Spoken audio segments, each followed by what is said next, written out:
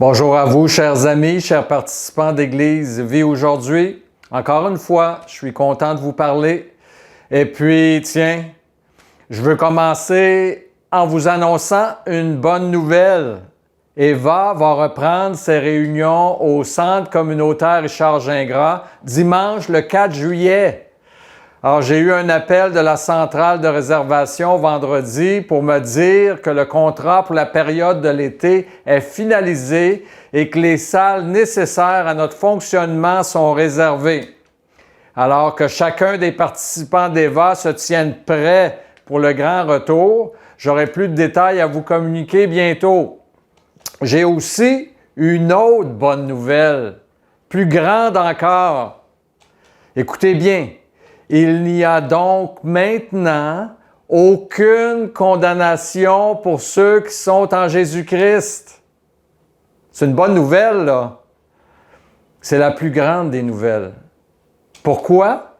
Parce que Jésus a expié toutes nos fautes sur la croix. Il nous a blanchis de toutes nos accusations et il a effacé l'acte qui était déposé contre nous à cause de nos transgressions. Jean a écrit de Jésus-Christ, « Il est lui-même une victime expiatoire pour nos péchés, non seulement pour les nôtres, mais aussi pour ceux du monde entier. » Jésus n'est pas mort juste pour un groupe de personnes. Jésus est mort pour tout le monde et son sacrifice peut bénéficier à tous ceux qui croient. Ça, c'est ce qui s'appelle une bonne nouvelle. D'ailleurs, le mot « évangile » vient du grec ancien « euagélion » qui signifie « bonne nouvelle ». Mais malheureusement, pour le monde entier, de plus en plus, l'Évangile de Jésus-Christ, tel qu'il a été donné par les apôtres et les premiers disciples de l'ère chrétienne, selon l'ordre de Jésus-Christ, ne veut plus dire grand-chose aujourd'hui. Lorsqu'on parle du pardon des péchés, du retour de Christ dans la gloire, de la résurrection des morts, du jugement à venir, du royaume de Dieu et du châtiment éternel pour ceux qui n'auront pas cru à la bonne nouvelle, nous sommes, nous qui annonçons la parole de Dieu, complètement déclassés. L'Évangile ne correspond absolument plus aux différents modes de vie qui se sont développés dans l'ère moderne, ni au courant de pensée humaniste qui tire sa force du développement de la science et de la technologie en excluant l'existence d'un Dieu souverain qui aurait créé les cieux et la terre. Il y a un rejet généralisé des enseignements issus de la Bible. La foi, l'adoration et les pratiques de la vie spirituelle n'attirent plus beaucoup d'adeptes, à moins que cela ne s'inspire du nouvel âge et des religions orientales comme le bouddhisme, l'hindouisme ou le taoïsme. Croyez-moi, l'heure vient et elle est déjà venue, pour reprendre une expression chère au Seigneur, où les hommes vont vouloir bannir le message de l'Évangile et ceux qui veulent être ses porte-paroles. Mais en ce qui vous concerne, comme dit si bien un verset du livre aux Hébreux, Hébreux 9:9, « Quoique nous parlions ainsi, bien-aimés, nous attendons pour ce qui vous concerne des choses meilleures et favorables au salut. » Après avoir enregistré lors des 2 derniers dimanches des messages hors série, je veux revenir sur le sujet de la grâce pour conclure la série précédemment commencée il y a 2 mois sur la grâce de Dieu. Je veux, dans un premier temps, citer ce verset, encore une fois tiré du livre aux Hébreux. « Prenez garde que personne ne se détourne de la grâce de Dieu. » Alors, c'est la série sur la grâce de Dieu. Et on a cet avertissement dans Hébreux de prendre garde, de ne pas se détourner de la grâce de Dieu. Parce que oui, on peut s'en détourner. Que personne ne devienne comme une plante nuisible, vénéneuse, qui pousse et empoisonne beaucoup de gens. Qu'aucun de vous ne soit immoral. Que personne ne méprise des choses sacrées comme Ésaü, qui, pour un seul repas, vendit son droit de fils aîné. Plus tard, vous le savez, il voulut recevoir la bénédiction de son père, mais il fut repoussé. Il ne trouva aucun moyen de changer la situation, bien qu'il l'ait cherché en pleurant. Les Hébreux, à qui s'adressait le livre aux Hébreux, connaissaient bien l'histoire de Jacob et d'Ésaü. Ésaü était par naissance l'héritier des promesses, puisqu'il était le fils aîné d'Isaac. Mais il a vendu son droit d'aînesse à Jacob pour un plat de lentilles. Il avait faim, lit-on, et lorsqu'il est entré à la maison parentale et qu'il a vu le plat cuisiné par Jacob, eh bien, il voulait l'avoir à tout prix. Jacob a dit, « OK, tu veux le plat de lentilles que j'ai préparé? Je vais te le donner, mais donne-moi d'abord ton droit d'aînesse. » Et Ésaü a dit, « Marché conclu. » Ça, c'est un enseignement important pour dire à tous les chrétiens du monde, ne méprisez pas la richesse de la grâce qui vous est acquise par la foi en Jésus-Christ. Vous êtes les héritiers de la grâce, mais au fil du temps, en vivant votre vie nouvelle en Christ, vous pourriez être tenté d'abandonner la voie du Seigneur au profit de quelques tentations offertes par ce monde. Nous avons tous à souffrir différentes épreuves comme chrétiens. Et le jour où on décide d'obéir à Christ et à marcher selon sa parole, les épreuves surviennent.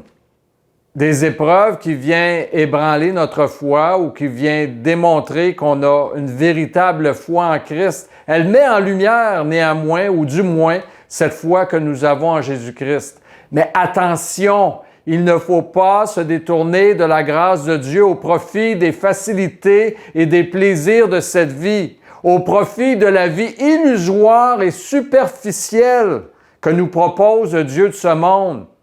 Il ne faut pas abandonner notre assurance à laquelle est attachée une grande rémunération, nous dit encore un passage d'Hébreux. Il ne faut pas se détourner du Dieu véritable et de Jésus-Christ, son Fils, qui est venu nous apporter la grâce et la vérité. Car au renouvellement de toutes choses, nous allons nous en mordre les doigts. Il faut demeurer attaché à la grâce de Dieu. C'est notre plus grand bien. Ne pensons pas à court terme, pensons à long terme. Nous sommes de passage ici-bas, même si nous gagnons le monde entier, nous ne pourrons pas l'apporter avec nous au jour de notre mort. Mais la grâce de Dieu, si vous la recevez en croyant à Jésus-Christ et en marchant dans ses enseignements, la grâce de Dieu vous sera éternellement acquise. Elle vous permettra d'hériter des promesses de Dieu, de la vie éternelle et du royaume de Dieu. Jésus a enseigné que beaucoup de personnes vont pleurer comme Ésaü, de regrets et de remords lorsque le temps des nations va se terminer, parce qu'un jour, ça va se terminer. Lisons ensemble ce passage riche en instructions tiré de l'Évangile de Luc. Quelqu'un dit à Jésus, « Seigneur, n'y a-t-il que peu de gens qui soient sauvés? » Et Jésus a répondu, « Efforcez-vous d'entrer par la porte étroite, car je vous le dis, beaucoup chercheront à entrer et ne le pourront pas. Quand le maître de la maison se sera levé et aura fermé la porte, et que vous, étant dehors, vous commencerez à frapper à la porte en disant, « Seigneur, Seigneur, ouvre-nous! » Il vous répondra, « Je ne sais d'où vous êtes. » Alors vous vous mettrez à dire, bien, nous avons mangé et bu devant toi, Seigneur, et tu as enseigné dans nos rues. Et il répondra, je vous le dis, je ne sais d'où vous êtes. Retirez-vous de moi, vous tous, ouvriers d'iniquité. Et c'est là qu'il y aura des pleurs et des grincements de dents. Quand vous verrez Abraham, Isaac et Jacob et tous les prophètes dans le royaume de Dieu et que vous serez jetés dehors. Naturellement, Jésus parle ici aux Juifs de son époque. Et il dit encore, il en viendra de l'Orient et de l'Occident, du Nord et du Midi, parce que les nations sont invitées à participer à la grâce de Dieu. Et eux se mettront à table dans le royaume de Dieu. La grâce de Dieu a été expliquée de plusieurs façons dans les 7 messages précédents de la série. Je suis conscient, par contre, que j'ai à peine effleuré le sujet, tellement la grâce de Dieu est vaste. Pendant l'éternité, nous allons acclamer la grandeur de sa grâce. C'est pas peu de choses. Je ne pense pas me tromper en disant que le plus grand cadeau que Dieu a donné aux habitants de la terre, c'est sa grâce. La grâce de Dieu, c'est son amour et son pardon offert au travers Jésus-Christ, son Fils unique. En lui, par la croix, il nous a pardonnés, il nous a réconciliés avec Dieu. La grâce de Dieu, c'est aussi de ne pas nous avoir laissés seuls après son départ, mais de nous avoir donné le Saint-Esprit. L'Esprit de vérité, comme Jésus lui-même l'appelle.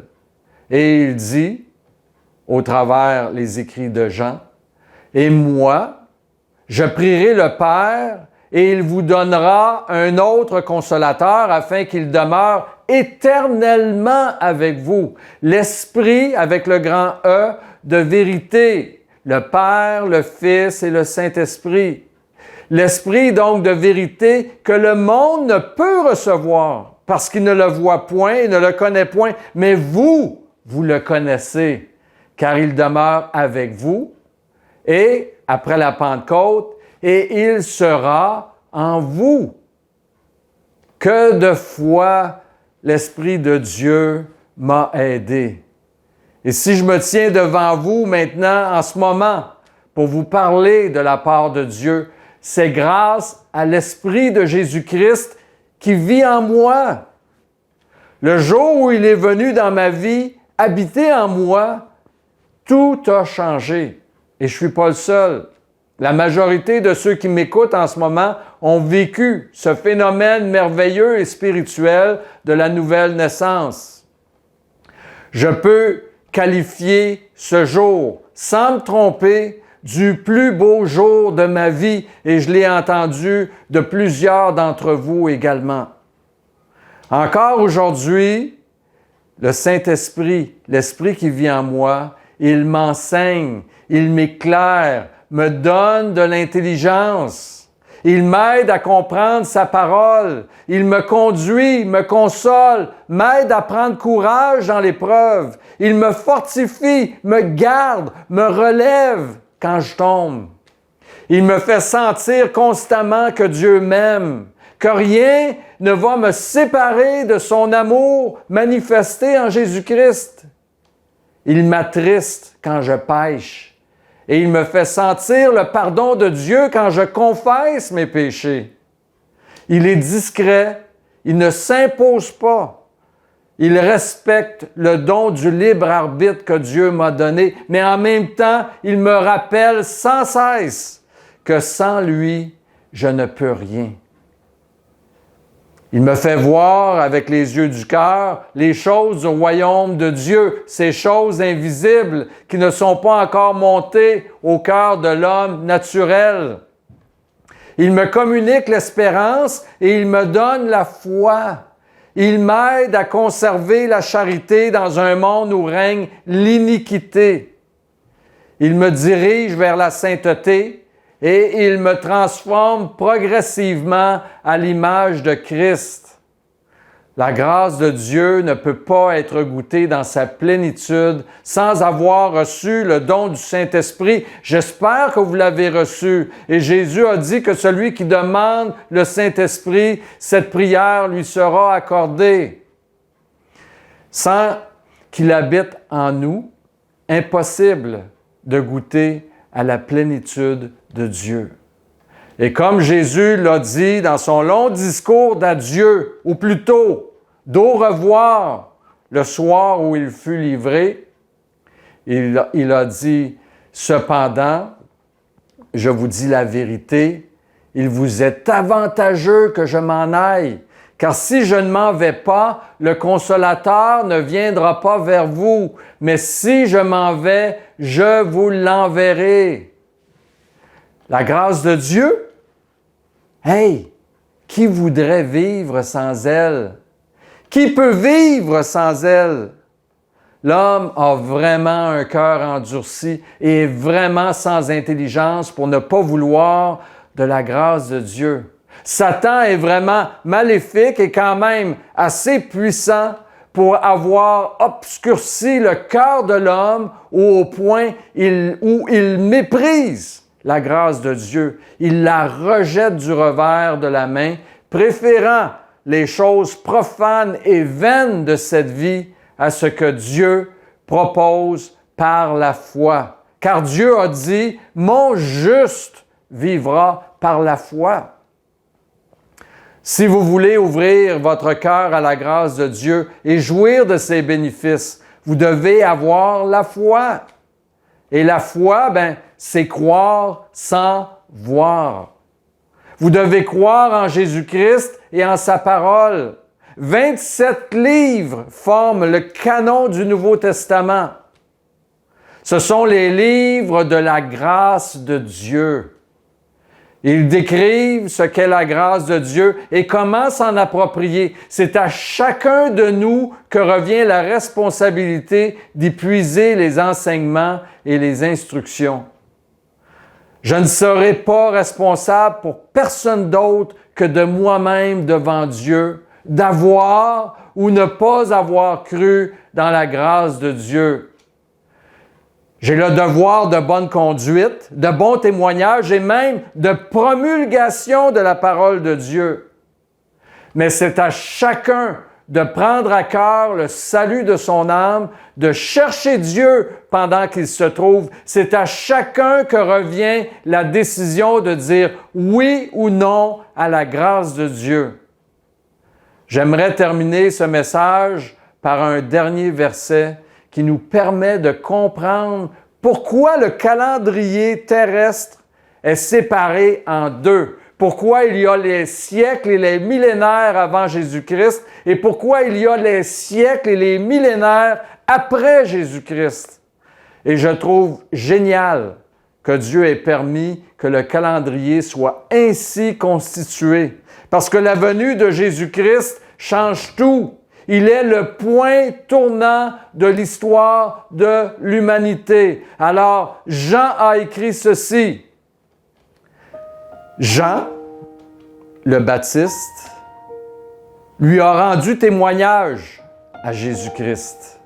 Et il s'est écrié, « C'est celui dont j'ai dit, celui qui vient après moi m'a précédé, car il était et il existait avant moi. » Et nous avons tous reçu de sa plénitude et grâce pour grâce, c'est-à-dire une grâce après l'autre. La grâce ne cesse jamais. Car la loi a été donnée par Moïse, la grâce et la vérité sont venues par Jésus-Christ. Personne n'a jamais vu Dieu. Le Fils unique qui est dans le sein du Père, qui est en Dieu, est celui qui l'a fait connaître. Que Dieu vous bénisse. Bonne semaine sous la grâce de Dieu.